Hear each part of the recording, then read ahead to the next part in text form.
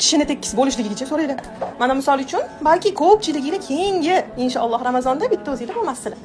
To'g'rimi? Boshqa oilada bo'larsizlar. Shuning uchun nima qilish kerak? Ko'p Ramazonda duo qilish kerak. Ha? So'rab olish kerak. Hamma narsasini so'raylar.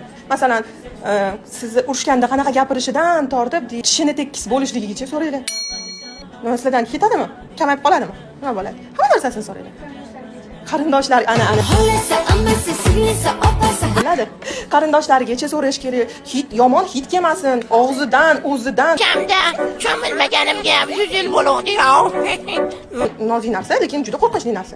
Lekin mana ibodatli bo'lsin, umraga olib borsinlardan tashqarida, kattalardan tashqari mayda narsalargacha, bo'yigacha so'raylar. 1.60, 708 bo'lsin deylar.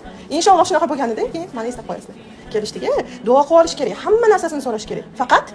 Faqat o'zi ham o'sha duolarga mos bo'lish kerak, so'raganiga mos bo'lish kerak. Shuni ham esdan chiqarmaslik kerak.